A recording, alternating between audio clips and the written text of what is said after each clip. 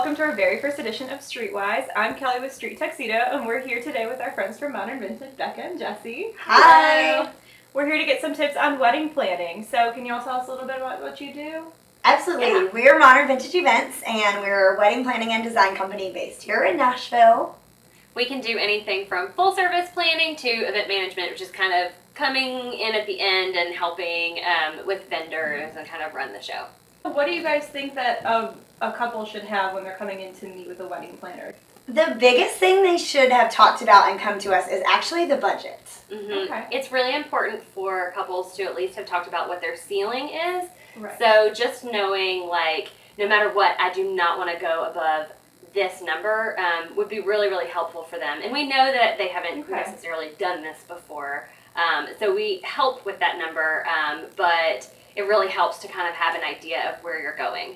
And we typically tell them to take the analogy that whatever type of car they drive would cost new is around what they should expect to spend on their wedding. Oh, goodness. Yeah. So if you drive a Porsche SUV, you've got Porsche SUV taste, and your wedding might be a little higher of a budget than if you drive a Honda Civic. Right. Yeah. So it's just a good indicator of the type of style that you have going in.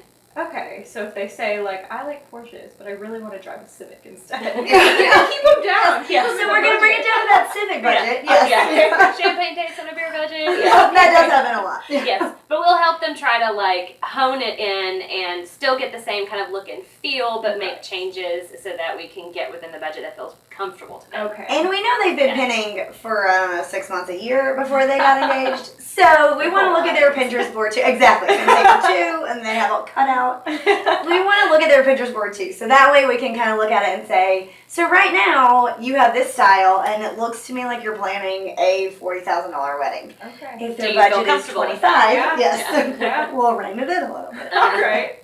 What's the hardest thing that you've ever had to pull off? Okay. So, this just happened to us very recently, but we had a wedding that was fully planned, vendors confirmed, everything was set and ready to go, and then the venue was shut down by the city of New York. So the wedding was actually in Brooklyn, so we were planning everything from afar to begin with. Oh my gosh. And then we got the news 2 weeks before the wedding that there was no venue.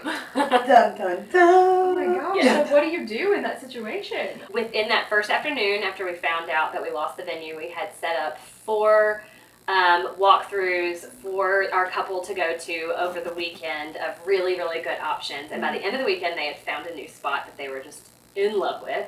Okay. That actually was better than the original spot. It was. Oh I mean, it was just this breathtaking, breathtaking, like, gut punch view of the Manhattan City skyline from the ceremony. It was amazing. So then we just had to transition all of the vendors. Which meant lighting was already scheduled for one space, and we had to try to see how it would work within another space. Rentals, we didn't necessarily need the same rentals, and so we had to change chairs and different rentals to work within the space. So we kind of had to just reconfigure everything and replan a wedding in 2 weeks. Yes, and make sure that what made sense, originally still made sense or didn't make sense in the new venue, and like what we could do to change it so that they still had the wedding that they wanted, that they thought they were going to have, just different. Yeah. Not to mention letting 200 people know to go to a different place. Yes. After they already have invitations. With 2 weeks notice. Yes. And most of them were flying in from out of town, from all over. So, So there was a lot of back and forth, a lot of late night phone calls and early mornings. Yes.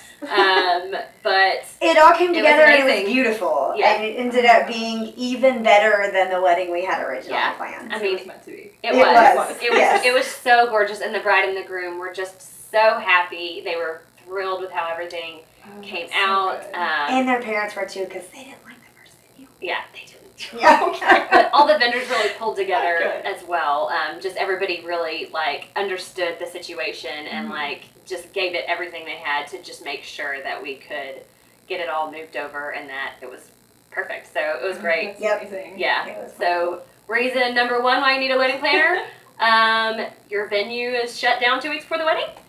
Yeah, and it's those little details that you don't really think about, like the chairs and the lighting and the decorations and things. 'Cause you already have it, so you wouldn't necessarily think about that because you've got everything else Done, going checked on. off, yeah. Yes. Oh, so helpful. Yeah. Yeah. Well, thank you guys so much for sitting down to chat Thank with us. We you. really Thank you. appreciate it, and thank y'all for watching. You have officially become one step closer to StreetWise.